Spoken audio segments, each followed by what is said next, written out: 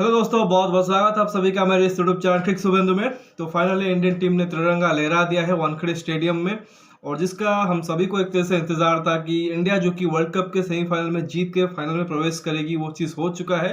अब बहुत ही proud moment है इंडियन क्रिकेट टीम के लिए और उनके फैंस के लिए, बिकॉज बहुत इंतजार रहा है। लास्ट टाइम हमने 2011 में वर्ल्ड कप जीता था फाइनल मैच, और उसके बाद 2015 वाला आपको याद होगा, तो आई थिंक लास्ट मोमेंट था ऐसा जहाँ पे हमने नॉकआउट स्टेज में कई मैच जीता था। I think quarter final match जो कि बांग्लादेश को हराया था। उसके बाद अगर आप देखो किसी भी आईसीसी इवेंट में, खासकर वर्ल्ड कप मैच में, हमने नॉकआउट मैचेस नहीं जीते थे। हालांकि चैंपियंस ट्रॉफी वो एक तरीके से वो लम्हा था जहाँ पे हमने सेमीफाइनल मैच जीता था। But if you look at 2016 वाला जो मैच हुआ था, सेमीफाइनल में हम हारे थे। फिर 2019 में भी सेमीफाइनल हारे थे। 2021 में क्वालिफाई नहीं किया था टॉप 4 में। फिर 2022 में आके आखिर में हम सेमीफाइनल मैच हारे थे। तो 2015 के उस क्वार्टर फाइनल के बाद कोई भी वर्ल्ड कप में, आई थिंक बीट 50 ओवर हो या फिर 20 ओवर हो, हमने कहीं भी एक तरह से नॉकआउट मैच जीता नहीं था। बट फाइनल अगर आप देखो 2023 में वानखेड़े पे घर पे खेल रहे हैं, और वहां पर अगर आप देखो तो हमने वर्ल्ड कप का जो सेमीफाइनल मैच है वो जीत लिया है, और वो भी किसके अगेंस्ट? न्यूजीलैंड, जो कि शायद सबसे खतरनाक टीम है हमारे सामने, अगर कह सकते हैं। किसी भी नॉकआउट मैच में इतना शायद हम ऑस्ट्रेलिया के अगेंस्ट भी घबराएंगे नहीं जितना कि न्यूजीलैंड के अगेंस्ट होता है, बिकॉज ऑफ पास्ट एक्सपीरियंस। और बार बार कल से भी अगर आप देखो तो वही एक तरह से सोशल मीडिया पे चल रहा था कि 5 for 3 हो गए थे, एक तरीके से फुटबॉल का स्कोर दिख गया था। तो न्यूजीलैंड वैसी टीम रही है जिसने काफ़ी एक तरह से हमें तंग किया है। बट फाइनली एक तरीके से हमने उनको वन साइडेड मारा है, और अभी भी बिलीव नहीं हो रहा है कि काफ़ी टाइम हो गया मैच खत्म हुआ है, बट स्टिल कि हमने इतनी इजीली एक तरह से उनको हराया है। जहाँ पे हमें लग रहा था कि क्या हम न्यूजीलैंड के अगेंस्ट एक अच्छा स्कोर बना पाएंगे, वहाँ पर आप देखो हमने ऑलमोस्ट 400 रन बनाया, और फिर उनको हमने 70 रन से मैच हराया है। हालांकि थोड़ी सी फाइट उन्होंने ज़रूर दी है, बट वो चलता है बिकॉज वानखेड़े में मैच था। बैटिंग कंडीशन वहाँ पे होती है, ग्राउंड छोटा है तो बॉल अच्छी तरीके से ट्रैवल करती है, छक्के बहुत ज़्यादा लगते हैं अगर आप देखो तो आखिर के ओवर्स में। तो नेचुरल था कि न्यूजीलैंड की टीम अच्छी है, फाइट करना जानती है, तो उन्होंने थोड़ी बहुत फाइट ज़रूर की मिडिल फेज में। और थोड़ा सा कहीं ना कहीं उस फाइट के चलते अगर आप देखो तो टीम इंडिया ने भी हल्का सा आई थिंक पैनिक किया था। एक दो आई थिंक फील्डिंग मिसेस हुए, कैच ड्रॉप हुए थोड़े से। वहाँ पे आपको दिखा कि एक तरह से टीम इंडिया जो कि टेंस है, और साथ ही जो फैंस भी थे, जो क्राउड भी वहाँ पे थी, थोड़ी सी साइलेंस हो गई थी। बट द मोमेंट हमने एक तरह से कम बैक किया और उसके बाद मुड़ के नहीं देखा है। काफ़ी एक तरह से रिकॉर्ड यहाँ पे बने हैं, काफ़ी रिकॉर्ड टूटे भी हैं। तो सबके बारे में बात करेंगे, लेकिन आई थिंक दो खिलाड़ियों के बारे में बात करेंगे, और इनफैक्ट तीन खिलाड़ियों के बारे में। ओवरऑल तो देखो सारी की सारी टीम अच्छा कर रही है, बट जो आज के आई थिंक टॉप परफॉर्मर रहे हैं उसमें देखो तो विराट कोहली, दो रिकॉर्ड्स उन्होंने आज तोड़े हैं, और दोनों रिकॉर्ड जो कि सचिन सर के हैं। फर्स्ट ऑफ ऑल उन्होंने क्या किया कि जो आई थिंक एक एडिशन में, वर्ल्ड कप एडिशन में, जो सबसे ज़्यादा रन बनाए थे सचिन सर ने, 673, उसको तोड़ा है। इनफैक्ट 700 रन क्रॉस कर गए हैं। और उसके बाद उन्होंने 50वां उड़ीस शतक भी जड़ दिया, जो कि एक तरीके से चर्चे में था क्या वो एक तरह से तोड़ पाएंगे कि नहीं। तो उन्होंने इसी वर्ल्ड कप में एक तरह से तोड़ दिया है। मतलब ग्रेटेस्ट एवर कह सकते हैं ओडीआई प्लेयर बन चुके हैं। सचिन सर के पास अगर आप देखो तो ज़्यादा रन्स है, बट ऑब्वियसली उनके पास मैचेस भी ज़्यादा है। बट अगर आप ओडीआई क्रिकेट की बात करो तो आई थिंक विराट कोहली सबसे बड़े सुपरस्टार है। और मुझे याद है, आई थिंक सचिन सर ने ही कहा था कि विराट और रोहित एक तरह से मेरे रिकॉर्ड्स को तोड़ेंगे। मैंने आई थिंक पिछले वीडियोस में आपको बताया था, और वही चीज़ जो कि उन्होंने करके दिखाया है। I think just I think यही कर सकते हैं कि bow down to the king. I think बहुत ही अच्छा उन्होंने परफॉर्मेंस दिया है। सचिन सर के लिए एक तरह से कहेंगे कि सबसे ज़्यादा उनके लिए प्राउड मोमेंट होगा, बिकॉज कि उन्होंने जो बोला था कि कोई इंडियन अगर मेरा रिकॉर्ड तोड़ता है तो मेरे लिए बहुत ज़्यादा प्राउड मोमेंट होगा। तो ऑब्वियसली उनके सामने एक तरह से विराट ने वो रिकॉर्ड तोड़ा है, और आई थिंक विराट के लिए भी कितना बड़ा मोमेंट होगा आप ये एक तरह से याद करिए। आई थिंक सबसे पहले तो उन्होंने शायद अपने जो पिता हैं उनको एक तरह से याद किया, बिकॉज शायद वो सबसे ज़्यादा उनको मिस कर रहे होंगे। और उसके बाद अगर आप देखो तो उन्होंने सचिन सर को भी एक तरीके से अपनी रिस्पेक्ट दिखाई। और उसके बाद आई थिंक जो उनकी पत्नी है अनुष्का शर्मा, वो भी एक तरह से वहाँ पे मौजूद थी। और क्यों उनके लिए स्पेशल था दोनों के लिए, बिकॉज आई थिंक पास्ट में अगर आप देखो तो दोनों को एक तरह से काफ़ी कुछ एक तरह से सोशल मीडिया पे टारगेट किया गया है। जब भी एक तरह से इंडियन टीम की फेलियर होती है, आप विराट कोहली फेल होते हैं, तो कहीं ना कहीं उस चीज़ को अगर आप देखो तो उनके पत्नी के साथ यानी कि अनुष्का शर्मा के साथ जोड़ के दिखाया जाता है कि वो एक तरह से उनके लिए बैड लक साबित होती है। बट आई थिंक जिस तरह से आई थिंक आज विराट का सेलिब्रेशन था, जिस तरह से उन्होंने आज परफॉर्म किया है, ट्रूली एक तरह से कहेंगे कि मोमेंट ऑफ द डे था। उसके बाद अगर आप देखो तो श्रेयस अय्यर, आई थिंक वो भी एक तरीके से अपने आप में एक बहुत अच्छा स्टोरी है उनका, बिकॉज मिडवे थ्रो टूर्नामेंट अगर आप देखो तो फैंस ने उनको एक तरीके से बाहर कर दिया था कि आप बहुत हो चुका है, आप बाउंसर खेल नहीं पा रहे हो, आप बाहर जाओ। बंदे ने उसके बाद मुड़ के नहीं देखा है। आई थिंक उस इनिंग्स के बाद आई थिंक वो प्रेस कॉन्फ्रेंस में गए थे और वहाँ पे शायद किसी ने उनको डायरेक्टली सवाल पूछ लिया था कि आपकी जो बाउंसर के अगेंस्ट प्रॉब्लम है, और आई थिंक उन्होंने उस चीज़ को साफ साफ एक तरह से मना किया था। इनफैक्ट थोड़े से वो गुस्से में एक तरह से उन्होंने आंसर भी दिया था कि देखिए मेरा आई थिंक कोई दिक्कत नहीं है, मैं शॉट्स खेलने की कोशिश करता हूँ, उस चक्कर में कई बार आउट भी हो जाता हूँ। तो बेसिकली वहाँ पे देखो कि उनका थोड़ा सा एटीट्यूड ज़रूर था, बट आई थिंक वो एटीट्यूड उनके परफॉर्मेंस में भी दिखता है। उसके बाद से उन्होंने मुड़ के नहीं देखा है। मतलब 500 प्लस स्कोर कर चुके हैं इस वर्ल्ड कप में, नंबर 4 बैट्समैन। और पिछला अगर वर्ल्ड कप याद करें तो आई थिंक 200 रन भी नहीं बनाए होंगे हमारे नंबर 4 के बैट्समैन ने। तो जिस तरह से उन्होंने परफॉर्म किया है, क्लियरली एक डिफरेंस दिख रहे हैं इस वर्ल्ड कप में और पिछले वाले वर्ल्ड कप में। तो उनका ज़बरदस्त 100 आया है, बैक टू बैक शतक उन्होंने जड़ा है। नीदरलैंड्स के खिलाफ चिन्नास्वामी भी शतक जड़ा था और यहाँ पे भी शतक जड़ दिया है, और ये काफ़ी खास शतक है बिकॉज एक नॉकआउट मैच में, वर्ल्ड कप सेमीफाइनल में, बल्कि न्यूजीलैंड जैसी टीम के सामने, और उनके खुद के पहले वर्ल्ड कप में आ रहा है, तो बहुत अच्छा एक तरह से उनके लिए नॉक था। बाकी बात करेंगे मोहम्मद शमी की, बिकॉज बॉलिंग में अगर आप देखो तो वो इकलौता एक तरह से सुपरस्टार था आज। हालांकि बाकियों ने गेंदबाजी तो अच्छी की थी, बट विकेट लेने के मामले में एक तरह से मोहम्मद शमी जो कि सबसे आगे थे, उन्होंने 7 विकेट लिए हैं और शायद टूर्नामेंट में उनका भी एक तरह से सबसे ज़्यादा हाईएस्ट विकेट हो गया है। और वर्ल्ड कप की हिस्ट्री में सबसे ज़्यादा उन्होंने 5 भी ले लिए हैं, आई थिंक 4 लिए हैं, और इसी वर्ल्ड कप में शायद तीसरा है। बहुत सारे उन्होंने एक तरह से रिकॉर्ड तोड़े हैं। ऑलरेडी इंडिया के हाईएस्ट विकेट टेकर है वर्ल्ड कप में, I think 54 wickets in just 17 matches. तो अब पर मैच अगर आप देखो तो 3 विकेट तो लेते ही हैं, तो बहुत अच्छा एक तरह से उनका परफॉर्मेंस रहा है। मैन ऑफ द मैच भी चुने गए हैं, बिकॉज ये लग रहा था कि इतने अच्छे बैटिंग के बाद हो सकता है कि विराट या श्रेयस को मैन ऑफ द मैच मिले, बट जिस तरह से मोहम्मद शमी ने गेंदबाजी की है वो ट्रूली डिजर्व करते थे मैन ऑफ द मैच। और आई गेस अगर इंडियन टीम वर्ल्ड कप जीतेगी, जो कि जीत रही है, उसमें कोई डाउट होना नहीं चाहिए, हम 19 को डेफिनेटली ट्रॉफी उठाएंगे। तो उस दिन मुझे लगता है कि जो टॉसअप होगा विराट और शमी के बीच की, कौन सा वो प्लेयर जो कि प्लेयर ऑफ द टूर्नामेंट बनेगा, तो मुझे लगता है कि ठीक है, फैंस कैन आर्ग्यू, बट मुझे लगता है कि मोहम्मद शमी को देना चाहिए, बिकॉज विराट ने सारे मैचेस खेले हैं और ज़्यादातर आई थिंक देखो अच्छे सर्फेसेस मिले हैं, और उसी में अगर आप देखो तो उन्होंने रन्स बनाए हैं। ठीक है, मतलब उस रन्स को आप एक तरीके से खारिज नहीं कर सकते जिस तरह से उन्होंने परफॉर्म किया है, बट आई थिंक जिस तरह से मोहम्मद शमी ने गेंदबाजी की है, स्पेशली जब उन्होंने पहले 4 मैच मिस किए थे, स्टार्टिंग 11 का हिस्सा नहीं थे,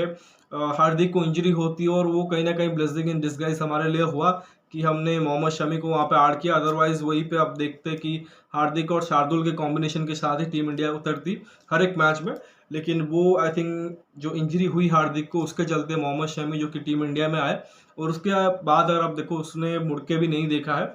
आई थिंक कुछ 6 मैच में 23 विकेट ले चुके हैं, जिसमें 3 5 ले चुके हैं, 2 तो इनफैक्ट न्यूजीलैंड के खिलाफ ही, जो कि सबसे कड़ी एक तरह से ओपोनेंट है हमारे सामने। तो I think he truly deserve that player of the tournament award, even if India lost the world cup final. I don't think कि इंडिया वो मैच हारेगी, बट अगर फिर भी हारते भी है तब भी मुझे लगता है कि मोहम्मद शमी को ही प्लेयर ऑफ द टूर्नामेंट मिलना चाहिए। बाकी खैर मैच के ऊपर आएंगे, स्कोर कार्ड के बारे में आपको हल्का बता दूंगा, बट यही है कि फीलिंग एक्साइटेड, बहुत ज़्यादा एक तरीके से नर्वसनेस था टू बी ऑनेस्ट, जिस तरह से हमने पास्ट में आई थिंक क्रिकेट खेला था, बट एक बिलीव ज़रूर था कि जिस तरह से टीम इंडिया ने पिछले 9 मैच में खेला है, न्यूजीलैंड को ऑलरेडी लीग मैच में हरा चुके हैं, तो ऑब्वियसली यहाँ पे जीत जाएंगे, और कुछ वैसा ही परफॉर्मेंस देखने को मिला। पहले बैटिंग करते हुए देखो कि सबसे ज़्यादा तो आई थिंक जिस चीज़ का एक तरह से कम चर्चा हो रहा है वो है रोहित शर्मा की बैटिंग। उनके जो रन्स बने हैं इस वर्ल्ड कप में, अगर आप देखो, 1 शतक मारा है, आई थिंक 2 अर्धशतक हैं, 80s में रन है, 550 के करीब रन है। मतलब उनके जो रन्स हैं वो रिकॉर्ड बुक के लिए नहीं है, वहाँ पे शायद उतने रन एक तरह से दर्ज नहीं होंगे, बट उनके जो आई थिंक इनिंग्स आई है वो सारी की सारी इम्पैक्टफुल नॉक है। आई थिंक वो जो 0 पे आउट हो गए थे ऑस्ट्रेलिया के खिलाफ, उसके बाद देखो उन्होंने ज़बरदस्त बैटिंग की है और जो क्लियर इंटेंट उन्होंने दिखाई है। अब इसमें देखो कि जो फैंस है वो थोड़ा सा नाराज़ भी हो रहे हैं कि आप रन एक तरह से बना नहीं रहे हो ज़्यादा, बट आपको समझनी पड़ेगी या हमें समझनी चाहिए कि रोहित शर्मा कोशिश क्या कर रहे हैं। अगर आप देखो कि यहाँ पे विराट और रोहित के फैंस हमेशा एक तरह से झगड़ा करते रहते हैं, बट टू बी ऑनेस्ट देखो कि जिस तरह से दोनों खेल रहे हैं वो एक दूसरे को एक तरह से मदद ही कर रहे हैं और एक दूसरे का एक तरह से साथ दे रहे हैं। बिकॉज जिस तरह से विराट खेल रहे हैं, आपको एक रोहित शर्मा जैसा बैट्समैन चाहिए कि विराट कोहली अंत तक खेल रहे हैं, अपना टाइम लेके एक तरह से इनिंग्स को पेस करके खेल रहे हैं, और वो तभी पॉसिबल होगा कि अगर आपको एक अच्छी स्टार्ट मिल गई होगी और जो रन रेट है उसके बारे में आपको सोचनी नहीं पड़ेगी। बिकॉज विराट कोहली को थोड़ा सा टाइम चाहिए होता है सेटल इन होने के लिए, तो वो जो एक तरीके से काम है रोहित कर देते हैं। तो शुरुआत यार आप देखो पावर प्ले में वो खुद के 60-65 रन बना देते हैं, या जो 40-50 बना के जाते हैं वो एक तरह से फायदा कट जाती है। जब विराट कोहली बैटिंग करने भी आते हैं आई थिंक 9th ओवर या 10th ओवर में, तो वहां पर देखो ऑलरेडी टीम का स्कोर जो कि 70-75 होता है, आज भी वही हाल था। और दूसरी तरफ अगर रोहित की बात करें, वो तभी इस प्रकार का क्रिकेट खेल पा रहे हैं बिकॉज उनको पता है कि विराट कोहली नीचे है, अगर मैं जल्दी आउट हो भी गया तो एक तरह से वो संभाल लेगा, जिस तरह से उन्होंने ऑस्ट्रेलिया वाले मैच में किया था। तो जैसा कि रोहित शर्मा के लिए कहा कि हो सकता है रिकॉर्ड बुक के लिए ये जो उनके नंबर्स हैं, जो रन, वो आई थिंक 40s में 3 बार आउट हो चुके हैं, तो वो शायद याद नहीं रहेंगे। But I think these are highly impactful knocks, जो कि शायद अगर आप एक ट्रू क्रिकेट फैन हो तो आप एक तरह से याद रख पाओगे। जब एक तरीके से 10 साल या 20 साल बाद आप रोहित शर्मा को याद करोगे। तो खैर मैं स्कोर कार्ड के बारे में आपको बता देता हूँ जो भी एक तरह से मैच का हाल रहा। सबसे पहले तो देखिए टीम इंडिया के लिए अच्छा चीज़ ये हुआ कि दोपहर को कि टॉस जीत गए। अब टॉस जीतना कितना इंपॉर्टेंट था, बिकॉज आप बिल्कुल भी नहीं चाहते हो कि इसे हाई प्रेशर गेम में, वो भी न्यूजीलैंड के खिलाफ, आप रनचेज में उतरो। और स्पेशली जब आखिर आप 2 वर्ल्ड कप देखो, 2015 और 19 वाला हमने रनचेज में ही हारे हैं मैचेस। लास्ट टाइम जब 2011 में हमने पहले बैटिंग किया था, आई थिंक सेमीफाइनल में हमने कुछ 260 के आसपास रन बनाया था पाकिस्तान के against, still we won that match. तो वैसा ही उम्मीद था कि यहाँ पे हम टॉस जीतेंगे और वानखेड़े पे एक अच्छी बैटिंग सरफेस के ऊपर अच्छा रन भी बनाएंगे। हालांकि पिच को लेकर एक तरह से काफ़ी चर्चा हुई थी, उसके बारे में मैंने ऑलरेडी एक वीडियो जब आई थिंक मैच के दौरान एक तरह से मैंने बनाया था, उसके बारे में वहाँ पे बता दिया है। बट अब रिजल्ट देखो कि ऑलमोस्ट 750 के करीब रन बने हैं, और जैसा चर्चा हो रहा था कि स्पिन फ्रेंडली विकेट होगा, तो वहाँ पे देखो बॉल टर्न जरूर हो रही थी, बट वहाँ पे स्पिनर ने विकेट नहीं ली है। तो खैर देखिए इंडिया ने टॉस जीता और पहले बैटिंग का एक तरह से स्टार्ट किया और ज़बरदस्त स्टार्ट किया। जो एक तरह से डर था कि कहीं फुटबॉल स्कोर ना आ जाए, तो पहले ही ओवर में रोहित शर्मा ने वो एक तरह से डर जो कि एक तरह से बाहर कर दिया। आई थिंक पहले ही ओवर में 10 रन बनाए थे ट्रेंट बोल्ट के सामने, और उसके बाद आई थिंक जिस तरह से उन्होंने चाहे ट्रेंट बोल्ट हो, टीम सऊदी को एक तरह से अटैक किया था, मतलब जस्ट आई थिंक अनबिलीवेबल। मतलब इस प्रकार की बैटिंग, वो भी सेमीफाइनल मैच में, एक नॉकआउट गेम में, वो भी इंडियन टीम की तरफ से और स्पेशली रोहित शर्मा की तरफ से, मतलब बहुत उम्मीद कम होती है बिकॉज जो हमने एक तरह से पास्ट में एक्सपीरियंस किए हैं। बट आई थिंक उनका एक क्लियर मंत्रा था कि जिस तरह से मैंने through out the world cup खेला है लीग स्टेजेस में, उसी पॉजिटिव एटीट्यूड के साथ बैटिंग करूंगा, बाकी रिजल्ट जो भी होगा एक तरह से देख लेंगे। और जब आप एक तरह से रिस्क लेते हो तो फिर रिस्क के साथ रिवॉर्ड भी मिलता है, तो उन्होंने वही चीज़ किया है। बड़ी पारी नहीं खेली है but 47 run from just 29 balls, तो उन्होंने बहुत अच्छा काम किया। और कंसिडरिंग कि सारे के सारे बैट्समैन अच्छे फॉर्म में हैं, तो मैंने जो एक तरह से इम्पैक्ट डाला है, जो एक तरह से स्टार्ट दे दिया है, उसको एक तरह से वो बड़ी पारी में कन्वर्ट करेंगे। और वही चीज़ शुभमन ने दूसरे छोर पर, और उसके बाद विराट ने भी आके किया। दोनों ने बहुत अच्छी पार्टनरशिप की, आगे एक तरह से कंटिन्यू करते रहे। बट अनफॉर्चुनेटली शुभमन जो कि वो रिटायर्ड हर्ट हुए, उनको कुछ क्रैम्प्स वगैरह आई, और उसी के चलते उनको बीच मैच में एक तरह से ग्राउंड छोड़ के जाना पड़ा, बिकॉज वो भाग नहीं सकते थे। और शायद रोहित शर्मा और टीम मैनेजमेंट वो रिस्क भी नहीं लेना चाहती थी कि यहाँ पे तो उन्होंने अपना काम कर दिया है, बट एक आगे फाइनल मैच भी है, तो अगर हम वहाँ पे जाते हैं, फाइनल में पहुँचते हैं, तो फिर हमें ज़रूरत होगी शुभमन गिल को। तो उन्होंने बीच मैच से उनको एक तरह से वापस बुला लिया, और उसके बाद श्रेयस अय्यर आए जो कि और भी अच्छे फॉर्म में थे, और अगेन विराट और श्रेयस ने ज़बरदस्त पार्टनरशिप की। शुभमन गिल अब देखो तो आई थिंक वो रिटायर्ड हर्ट हो गए थे, बट वापसी किया, बैटिंग भी किया, 80 पे नॉट आउट रहे हैं, 66 बॉलों में 8 चौके और 3 छक्के मारे हैं। अजय सेठ, रोहित शर्मा के 47 थे 29 बॉलों में, 4 चौके और 4 छक्के मारे थे। बाकी विराट कोहली ने 50 में अपना ओडी शतक जड़ा, 117 रन बना है 113 बॉलों में, 9 चौके और 2 छक्के मारे हैं। और उनकी ये आई थिंक टाइपिकल इनिंग्स रहती है, और आई थिंक इस टीम में उनका वही रोल है कि वो आई थिंक एक एंड पे एक तरह से खड़े रहेंगे। रोहित शर्मा जो कि अच्छा स्टार्ट देंगे, और उसके बाद अगर वो आउट होते हैं फिर विराट कोहली को एक छोर संभालना पड़ता है, और बाकी उनके इर्द गिर्द चाहे शुभमन हो, श्रेयस हो, केएल हो या सूर्या हो बैटिंग करते हैं। तो आज वही देखने को मिला। श्रेयस अय्यर ने अपनी नॉर्मल गेम खेली, आई थिंक एक तरह से कह सकते हैं इस वर्ल्ड कप में 6 सेटिंग मशीन बने हुए हैं टीम इंडिया के लिए। आई थिंक श्रेयस जितने छक्के मारते हैं शायद ही कोई इंडिया का मिडिल ऑर्डर बैट्समैन मारता होगा। रोहित शर्मा तो ऑब्वियसली देखो छक्के चौके मारते हैं, बट श्रेयस अय्यर भी आई थिंक उसी एक तरीके से प्रोसेस में खेलते हैं, बहुत सारे छक्के मारते हैं। स्पेशली आप देखो तो उनका होम ग्राउंड था वानखेड़े। आई थिंक श्रीलंका के खिलाफ शतक मिस कर दिया था, अदरवाइज थर्ड शतक होता ऑन द ट्रॉट। तो बहुत अच्छी पारी उन्होंने खेली है। सिर्फ 70 बॉलों में 105 रन किए हैं, 4 चौके और 8 छक्के मारे हैं। मतलब खड़े खड़े बहुत लंबे लंबे छक्के मारते हैं, चाहे स्पिनर हो, तेज गेंदबाज हो। तो बाउंसर के खिलाफ थोड़ी सी प्रॉब्लम जरूर है, और प्रॉब्लम ऐसी नहीं है कि एक तरह से उस पर आउट होते ही रहे। मतलब वही है कि लगातार जब एक तरह से वो डेस्परेटली उसको पुल या हुक मारने की कोशिश कर रहे होते हैं तभी आउट होते हैं, अदरवाइज जब नॉर्मल क्रिकेट खेल रहे होते हैं तो फिर वो सक्सेड कर जाते हैं। बाकी नीचे आप देखो, उम्मीद की जा रही थी कि शायद सूर्य कुमार यादव को भेजा जाएगा, बिकॉज आखिरी कुछ 5-6 ओवर थे, पर टीम इंडिया ने केएल राहुल को ही भेजा और केएल राहुल ने उसको एक तरह से सही साबित किया है।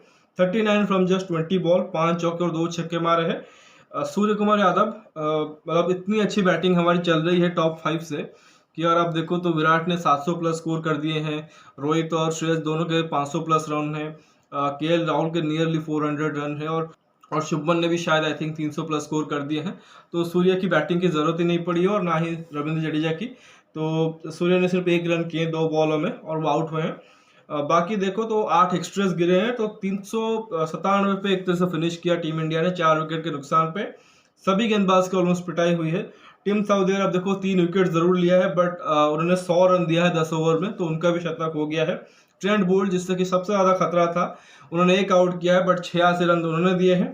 सैंटनर वॉज गुड, 10 ओवर में 1 मेडन डाला है और 51 रन दिया है। अच्छी चीज टीम इंडिया ने ये किया कि उनको आराम से खेल के उनका स्पेल निकाल दिया है, उनको विकेट नहीं दिया। बाकी लॉकी फर्गूसन महंगे साबित हुए हैं, 8 में 65 रन पड़े हैं।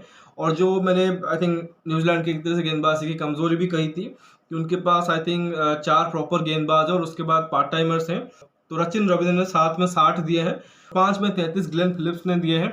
तो वो जो मैं बोल रहा था कि मे बी जिमी नीशम या काइल जेमिसन को वो खिलाते मार्क चैपमैन के जगह पे, तो थोड़ा सा और बॉलिंग उनकी एक तरह से मजबूत होती, बट उन्होंने वो चीज़ नहीं की, उसी टेम्पलेट के साथ गए और वो एक तरह से बैकफायर कर गया उनके लिए। बिकॉज उसमें देखो कि एक तो लॉकी फर्गूसन वो ऑन एंड ऑफ ही रहते हैं, मतलब उनके पास गति तो है, उतनी एक्यूरेसी नहीं है। मतलब वो आपके प्रॉपर विकेट टेकर नहीं है, उनके पास गति है, वो थोड़ा सा थ्रेट जरूर देते हैं, बट जेन्युइन विकेट टेकर नहीं है। साथ ही टीम सऊदी की बात करें तो इंजरी के बाद वापसी कर रहे हैं। तो अगर आप ट्रूली देखो तो आई थिंक 2 ही गेंदबाज थे, एक सैंटनर और एक बोल्ट। तो टीम इंडिया ने एक तरह से बोल्ट को काउंटर अटैक कर दिया, और मिस सैंटनर के अगेंस्ट अगर आप देखो तो उन्होंने आराम से खेल लिया, तो उतनी कोई एक तरह से प्रॉब्लम नहीं हुई। तो न्यूजीलैंड के गेंदबाजों ने काफी एक तरह से निराश किया, बट उम्मीद थी कि बल्लेबाजों की थोड़ा सा फाइट बैक करेंगे और वो चीज उन्होंने किया। हालांकि स्टार्ट उस हिसाब से नहीं हुआ। कॉनवे, रचिन रविंद्र दोनों ही जो ओपनर थे उन्होंने 13 रन किए हैं, और दोनों ही ओपनर को शमी ने आउट किया। शुरुआत में आप देखो 3-4 ओवर तो बुमराह और सिराज को संभल संभल के खेल रहे थे, but the moment Mohammed Shami came, उन्होंने फर्स्ट बॉल पे विकेट निकाला। पहले कॉनवे को आउट किया और बाद में रविंद्र को भी आउट किया। हालांकि उसके बाद अगर आप देखो एक बहुत ही ज़बरदस्त और थोड़ी सी इंडिया के लिए टेंस पार्टनरशिप बन गई केन विलियमसन और डैरेल मिचेल के बीच। कैप्टन केन ने एक तरह से देखो हाफ सेंचुरी बनाई है, 69 फ्रॉम 73 बॉल, जबकि डैरेल मिचेल अगर आप देखो काफ़ी समय तक खड़े रहे और 119 बॉलों में 134 रन किए हैं, 9 चौके और 7 छक्के मारे हैं। और जब तक ये पार्टनरशिप चल रही थी तो टीम इंडिया फ्रस्ट्रेटेड थी, बिकॉज इस पार्टनरशिप ने एक तरह से देखो कि काफ़ी एक तरह से परेशान किया टीम इंडिया को। एक तो देखो कि फ्यू चांसेस बन रहे थे, बट उस हिसाब से वो आई थिंक टीम इंडिया के लक एक तरह से साथ में नहीं जा रहा था कि बॉल जो कि वो कैरी नहीं हो रही थी फील्डर के पास, इनसाइड एजेस के चौके जा रहे थे, 1-2 रनआउट चांसेस भी मिस हुए। फिर अगर आप देखो तो एक आधा कैच भी मिस हुआ, आई थिंक शमी भाई ने छोड़ा था केन विलियमसन का कैच। और फिर अगर आप देखो तो एक जडेजा ने भी एक तरीके से फ्रस्ट्रेटेड होकर थ्रो मार दिया था, ओवर थ्रो। तो आई थिंक थोड़ा सा टीम इंडिया लग रहा था कि पैनिक कर रहे हैं, बट बिकॉज अब कि इतना बड़ा टोटल था तो उसी वजह से अगर आप देखो कि लगभग 160-70 रन की पार्टनरशिप होने के बावजूद भी टीम इंडिया जो कि मैच में बनी हुई थी और इंतजार था 1 विकेट का, और द मोमेंट 1 विकेट गिरता है आपको पता है कि उसके बाद 1-2 विकेट और साथ में आती है, और वही चीज़ हुआ।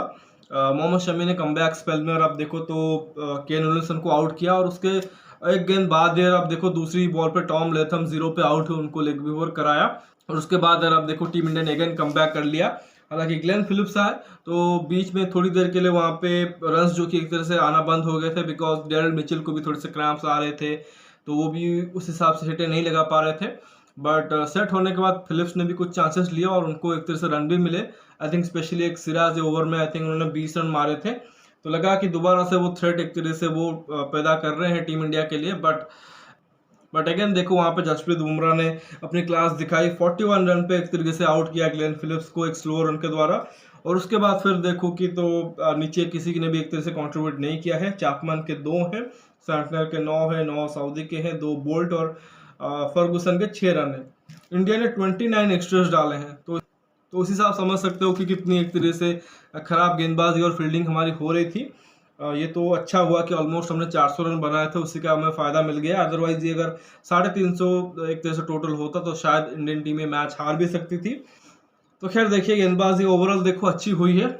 एक दो गेंदबाजों का थोड़ा सा दिन खराब था, बट वहाँ पे देखो तो सबसे बढ़िया तो मोहम्मद शमी ने गेंदबाजी की है। 9.5 ओवर में 57 रन देके 7 आउट किए हैं। बहुत अच्छा स्पेल उन्होंने डाला है। आई थिंक इंडिया के लिए शायद ओडीआईज में सबसे बढ़िया स्पेल उन्होंने डाला है। आई थिंक एक स्टुअर्ट बिनी का रिकॉर्ड था बांग्लादेश के अगेंस्ट, आई थिंक 2015 वाला सीरीज था जहाँ पे, और वहाँ पे शायद इंडिया ने कुछ 105, 107 आई थिंक इसी प्रकार का स्कोर था, उसे डिफेंड किया था। 56 को ऑल आउट कर दिया था बांग्लादेश को, और जहाँ पे आई थिंक स्टुअर्ट बिनी ने 6 विकेट निकाले थे 4 रन देके। तो आई थिंक उसको एक तरह से सरपास किया है 7 विकेट लेके। बाकी देखो बुमराह ने 1 विकेट लिया है 10 ओवर में 64 रन देके। थोड़े से महंगे साबित हुए थे इनिशियली, बट बाद में रिकवर अच्छा किया है। मोहम्मद सिराज बहुत महंगे साबित हुए, 9 ओवर में 78 रन पड़े हैं, हालांकि 1 विकेट उन्होंने भी लिया है। रविंद्र जडेजा आप देखो 10 ओवर में 63 रन दिया है, विकेट लेस रहे हैं। चांसेस जरूर ट्रेड कर रहे थे, बट उस हिसाब से भी नहीं। और आज थोड़ा सा लगा कि थोड़ा से फ्रस्ट्रेटेड भी हो रहे थे जिस तरह से वो थ्रो मार रहे थे। हालांकि बाद में आप देखो तो बॉल जो कि हमेशा उनके तरफ ही जा रहे थे। आई थिंक लगातार उन्होंने 3 कैचेस पकड़े थे। और आखिर में देखो कुलदीप यादव जो कि सबसे इकोनॉमिकल रहे हैं, 10 ओवर में सिर्फ 56 रन दिया है, और आखिरी ओवर में उनको मार्क चैपमैन का भी विकेट मिल गया। तो उस मोमेंट पे बड़ा विकेट था। तो आई थिंक ओवरऑल देखो गेंदबाजी अच्छी हुई है। और क्योंकि देखो सिर्फ आपके पास 5 बॉलिंग विकल्प है, और जब भी आप एक तरह से अच्छे बैटिंग सरफेस के ऊपर अच्छे बैटिंग लाइनअप के अगेंस्ट खेलोगे तो कहीं ना कहीं एक गेंदबाज को टारगेट करने की कोशिश करेंगे। और आई थिंक वो मोहम्मद सिराज आज थे, बट आई थिंक ज़रूरी ये था कि आज वो सारे के सारे गेंदबाजों को टारगेट करते, जैसे कि टीम इंडिया ने किया। हालांकि सैंटनर को एक तरह से अच्छे से खेला था, बट बाकियों की खूब पिटाई की थी। But I think team India ने, और आप देखो आई थिंक सिराज को छोड़ दे तो सभी ने एक तरह से अच्छी गेंदबाजी की है। तो ये एक तरह से मैच का हाल रहा है। और टीम इंडिया जो कि लगातार 10वां मैच जीत के इस टूर्नामेंट में फाइनल में प्रवेश कर चुकी है अनडिफिटेडली। तो उम्मीद यही होगा कि 11 में से 11 कर दे, फाइनल मैच जीत जाए, और जो एक तरह से जिंक्स अभी 10 साल का की बरकरार है कि कभी भी आईसीसी टूर्नामेंट जीते नहीं है पिछले 10 साल से, उसको एक तरह से तोड़े। खैर उसके लिए हमें इंतजार करना पड़ेगा संडे का 19 नवंबर का। तो फिलहाल इस वीडियो बस इतना ही। आशा करता हूँ कि वीडियो ज़रूर आपको पसंद आएगा। वीडियो को लाइक करना मत भूलिए, साथ ही चैनल को सब्सक्राइब और शेयर ज़रूर कर दीजिए। कमेंट सेक्शन पर राय ज़रूर रखिए, आपको क्या लगता है कि क्या फाइनली जो कि इंतज़ार वो ख़त्म होगा संडे को, उसके बारे में ज़रूर बताइए। बाकी नोटिफिकेशन की घंटी दबा लीजिए ताकि हर एक वीडियो की अपडेट आपको टाइम पे मिलती रहे। मिलते हैं अगले वीडियो में, तब तक धन्यवाद। जय हिंद, कम ऑन इंडिया।